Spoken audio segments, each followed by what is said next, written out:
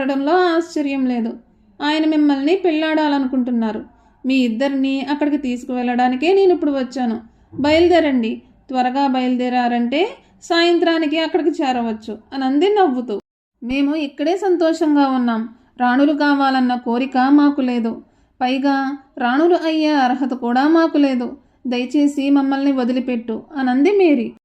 ఆ మాటలు మంత్రగత్తెకు కోపం కలిగించాయి. తను వేసిన పథకానికి ఆటంకం కలగడంతో ఇది రాజాజ్ఞ, దానిని మీరు అతిక్రమించలేరు. త్వరగా తెమలండి. మర్యాదగా రాజభవనానికి నాతో రండి అని హెచ్చరించింది. అక్కాచెల్లెళ్ళు భయపడిపోయారు. ఆ యువతి మంత్రగత్తె అనే వాళ్ల అనుమానం బలపడసాగింది. మేరీ ఆ యువతిని శాంతింపజేయడానికి ప్రయత్నిస్తూ ఇలా అంది.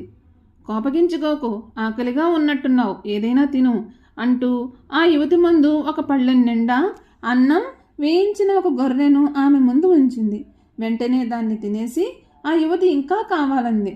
వంటగదిలో ఉన్నదంతా తెచ్చి ఆ యువతి ముందు ఉంచారు. ఆ యువతి దాన్ని కూడా క్షణాల్లో ఖాళీ చేసింది. అది చూసిన అక్కాచెల్లెళ్ళు ఆ యువతి మంత్రగత్తె తప్ప మరొకరు కాదన్న గట్టి నమ్మకానికి వచ్చారు.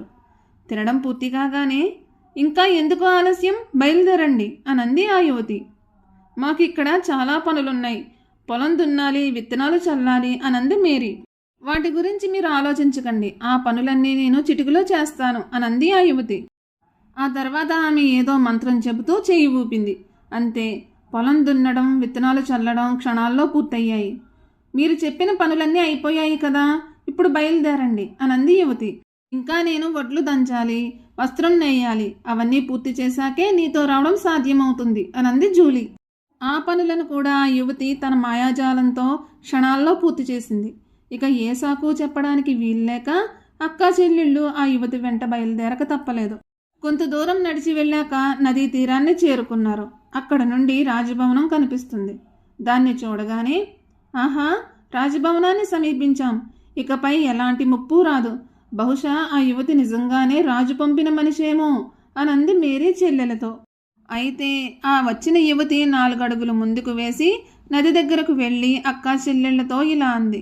ఇలా రండి, రాజును చూసే లోపల స్నానం చేసి హుషారుగా తయారు కండి అనంది.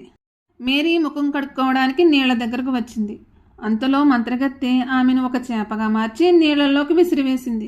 అది చూసిన జూలీ భయంతో వణికిపోయింది. అక్కడ నుండి పారిపోవడానికి ప్రయత్నించింది. కానీ మంత్రగత్తె ఆమెను పట్టుకుని, భయపడకు, నువ్వు నా మాట విన్నంత వరకు నీకు ఏ హాని చేయను అనంది. ఆ తర్వాత మంత్రగత్తె తన రూపాన్ని మేరీలా మార్చుకుని, నేను నీ అక్కలా కనిపిస్తున్నాను కదూ అనంది. జూలీకి ఇదంతా చూసి మతిపోయింది. ఆమెకు నోటమాట రాలేదు. మంత్రగత్తె అచ్చంగా తన అక్కలాగే ఉంది. భయంతో మంత్రగత్తె వెనకే వెళ్ళింది జూలీ. ఇద్దరూ రాజభవనం చేరుకున్నారు. మంత్రగత్తె తనను మేరీగాను, జూలీని తన పరిచారికగాను రాజుకు పరిచయం చేసింది. ఆమె అందానికి ముగ్ధుడై రాజు ఆమెను పెళ్లి చేసుకున్నాడు. వారు రాజభవనంలో రాజభోగాలు అనుభవించసాగారు. జూలీ మాత్రం పొద్దస్తమాను ఇంటి చాకరీ చేసేది. ఆ తర్వాత రాజుగారి గుర్రాలకు మేత వేయడానికి వెళ్ళేది. ప్రతి సాయంకాలం మంత్రగత్తె గుర్రాలను లెక్కపెట్టే నెపంతో అక్కడికి వచ్చి తన భయంకరమైన ఆకలిని తీర్చుకోవడానికి 2-3 గుర్రాలను తినేసేది. ఒకరోజు జూలీ సాయంత్రం వేళ నదీ తీరానికి వచ్చి తన అక్కను తలుచుకుంది. రాజభవనంలో తాను చేస్తున్న చాకరీ, పడుతున్న బాధలు ఏకరువు పెడుతూ బోరున ఏడవసాగింది. హఠాత్తుగా ఆమెకు నదిలో నుంచి ఎవరో మాట్లాడుతున్నట్టు అనిపించింది. ఆమె చుట్టూ చూసింది. మాట్లాడుతుంది చేప. అది తన అక్కేనని జూలీ ఆ క్షణమే గ్రహించింది. అనుకోని విధంగా ఆమె అక్క అసలు రూపంతో లేచి వచ్చింది.